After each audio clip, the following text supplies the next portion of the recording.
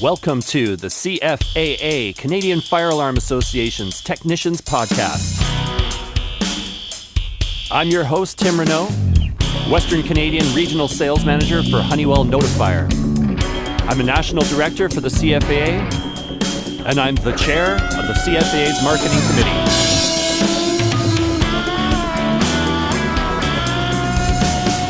All opinions expressed by the host and guest are solely theirs and not necessarily the positions of their respective companies. All right, so today we have Mark Wilson with us. Mark is the Alberta Regional Manager for Troy Life Fire and Safety. Mark has been helping me early on to get the idea of this podcast started. But first of all, welcome, Mark. Yeah, thank you. And I'm going to start off by just having Mark, if you could, just give us a little bit about yourself, your history, and how you got into fire alarm, just quickly. Sure, yeah. So my fire alarm journey started probably 15 years ago. I'm an electrician by trade, but went back to school and did some fire systems engineering tech training, which kind of led me by default into the fire alarm world. And ever since then, I haven't really looked back and have been heavily involved with the CFAA for the past 10 or so years and really enjoy doing these things to help give back. So thanks for having me. Yeah, no problem. So yeah, you kind of talked about it now. So you basically, you're at Troy Life Fire and Safety now and just getting started in this role. How do you see that's going to affect your volunteer roles that you're doing with CFAA? Because I know you've done a lot for Alberta. Where do you envision your ability to help out in the CFAA in the next couple of years? Yeah, so as you said, I've just sort of started in this role with Troy, and I think it aligns really well. Just helping provide that leadership in Alberta, and doing a lot of the same things that we're doing with the CFAA, and helping with training of technicians and making sure that we're doing the right things and serving our customers well. And so I think that will kind of go hand in hand with the stuff that I'm already doing with the CFA and will continue to do because, I'm a big advocate for obviously training and trying to bring this industry where we all want to see it go. So, yeah, if people aren't familiar, Mark has been doing a lot of effort on the online training, right, for Alberta, and hopefully people have seen all those emails with the ability of them being able to do some training from their home and get some credits more easily than before. Yeah, I think that was the one big mindset change that we had this year. As everyone is probably aware, we've typically always done the 1-day annual technical seminar. For us, it was always either Edmonton or Calgary. And just with Alberta being such a big province, and we have technicians in Fort McMurray, Grand Prairie, Lethbridge, all over the place. And so for them to get to a 1-day event was really difficult. And so that was a lot of the feedback we got from technicians is, these 1-day events are great, but my employer doesn't necessarily allow me to attend them. So we've just kind of broken those up and instead we're doing 1-hour webinars. We're trying to do one every month. December, we actually did 2, but one a month, and that'll help technicians not only just with general training and knowledge, hopefully, but also, be able to get their CE credits a little more readily rather than having to wait for that one event, in the fall, typically. Yeah. Now, on the Alberta front specifically, what do you have coming up? I know there's a couple of events coming up for 2024. Maybe we can just talk about them quickly, what we have specifically for the Alberta chapter coming up. Sure, yeah. Yeah, so as I said, we're doing the 1-hour webinars. So the next one will be here towards the end of January and then into February and beyond. But the big event that we're going to be hosting this year is going to be in April 18th at the Fantasyland Hotel and Conference Center. So it's at West Edmonton Mall.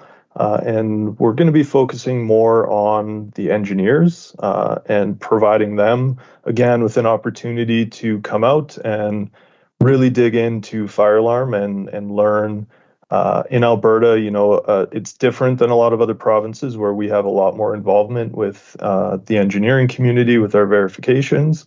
And so we want to be able to provide them with some opportunities to train and learn the codes and standards. That's again feedback that we've gotten from various parts of the industry is, what do we need to know? Because they don't learn this stuff when they're going through university to be an electrical engineer. And so this event in April, we're calling the, engineering symposium. We're going to do it every year now.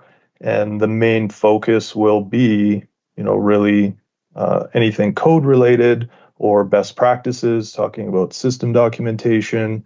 And then as well, there'll be a vendor component, kind of a networking event in the afternoon where all the vendors can, speak about their specific products and technology advancements and things that maybe should be starting to get written into specifications for projects. Because again, if engineers aren't aware of it, us in the fire alarm world are typically aware of it, but we want to start to see some of these things make their way into projects because they can be really useful. Yeah, that's great. So this will be a hybrid event? Are you going to have an online component to it also? I think the morning session we'll do as hybrid because that'll be kind of a more traditional, seminar style setup where we'll have some presenters doing some presentations, and then the afternoon would be a little more difficult to do as a hybrid because there's going to be multiple breakout sessions, depending on what the individual wants to kind of see or learn about. So, okay. So the morning session I think we'll look at doing, but yeah, it'll be a shorter session for them. Okay. Well, I think still it'd be, I'll put it in the show notes, the links to these events. We'll also have them, of course, on the CFAA website, and there'll be emails going out. It's great in Alberta, of course, having that engineers, have so much more of an in-depth component into the fire alarm verification than other provinces do. We see a lot more engineers participating in the CFAA events than we do typically in other provinces. And this is great because we are starting to see more and more engineers in other provinces getting involved, which is, what we really want. We should all be hopefully on the same level playing field here as far as our knowledge of what's going on in fire alarm and, what's available out there.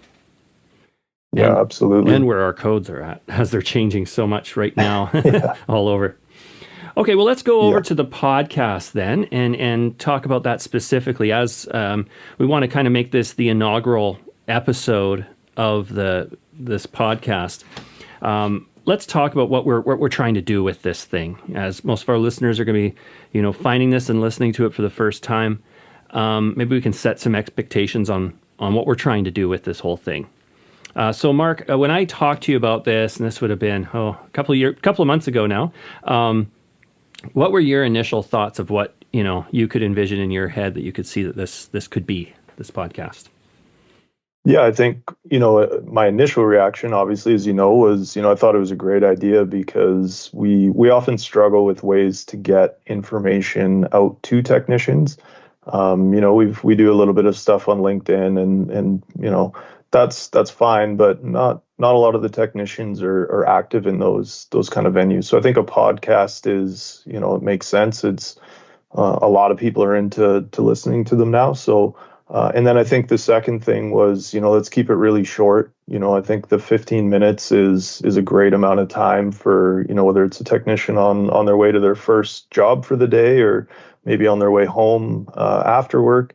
They can click the link and take a quick listen. And I think, it gives us an opportunity to just share information, again, elevate the industry, share best practices, as you said, code updates, all of those things. I'm a big believer, the more we talk about it, the more we make it, available, then everybody's going to get a little bit better, right? And just driving a little more engagement with our fire alarm industry and community as a whole.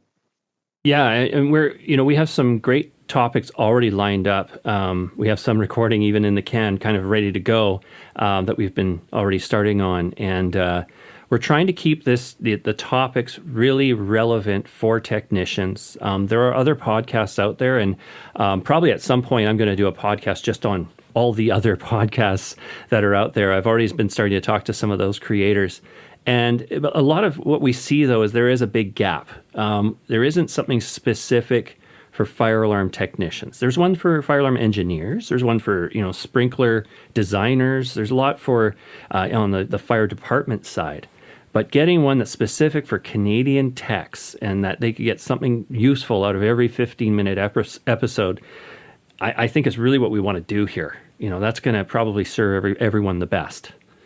Yeah, absolutely. And I think you nailed it. It's there is a lot of stuff out there, but as we know, it's typically, NFPA related or, some other code or standard. And us in Canada, we have our variances or our differences with, the ULC standards. And so, yeah, I think it's really important that we have that Canadian content or a Canadian outlet to say, hey, here's how we have to do things. And with the code harmonizations and stuff, that's becoming a little bit easier for, associations like the CFAA to do this stuff because there's not as many differences as there used to be. There's still some, but it's definitely getting easier as time goes on. Yeah, I mean, this year is going to be definitely a big year. This spring, really, is going to be a big part of the year in all these changes coming to most of the provinces, coming up to the 2019 ULC standards, the 2020 building code, and mostly aligned to that. There's also a lot of harmonization going on with the US on their codes. So there's a lot of movement that's happening that we haven't seen historically with fire alarm in the same way. Some of it is going to be good, and some of it causes sometimes a lot of issues on the ground that weren't possibly thought of in the room as it was being created. So these are all really great and interesting topics for us to talk about. But I think that's going to be our the challenge ahead for us is to make sure when we talk about them that it's not too heady and that we are actually talking about something relevant to the work site, as we go along. Yeah, and my hope always, every time we do, whether it's a webinar or, a presentation at an event, is really just to drive conversation. And, codes are codes. There's interpretation always. So not everybody's going to always agree with, what the presenter's saying or maybe what we're talking about on the podcast. But if nothing else, hopefully it gets you asking questions, whether it's just within your own office with, your own experienced people or outside, in a broader network. I think those conversations are always valuable because inevitably we learn something, right? Mm-hmm. Nobody has all the answers. So, and I think one part of it that, I'd like to really welcome everyone to is that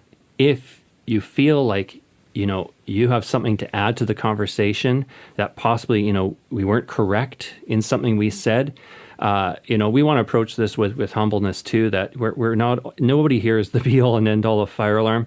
And we can all, add as a community to this. So if you have something that you think, could be better said, please, I welcome you to, email at marketing@cfa.ca and introduce yourself to us. And then we can see about getting you on the podcast, and speak up. And we can have a nice interview online on Teams or possibly depending on, how much traveling. I do a lot of traveling personally. We have other people within the CFAA that also travel, and we may be able to do even an in-person interview. And at least on Teams, though, and have a conversation like this, as Mark and I are doing on Teams right now. And then, we can add to it easily and make sure everybody else gets that information if possibly there was something we just didn't quite get right. That's always the most important takeaway, right? We're, like I said, nobody has all the answers, but if we all talk about it, we can find some sort of consensus and at least we have everybody moving in the right direction or the same direction at least. Yeah, I think it's going to be a really exciting year ahead. We're planning on for now that we're going to try dropping an episode once per month. It seems to be the frequency that other fire alarm podcasts are doing. And I'm going to try and focus it at that rate for now, and we'll see how we do. And we may make it more frequent than that, but for now, we'll do it that way. We're also going to try and really tie into the CFAA journal as much as possible and make sure that, topics are relevant to both. We're going to, tie you over to the articles that are going on in the CFAA journal.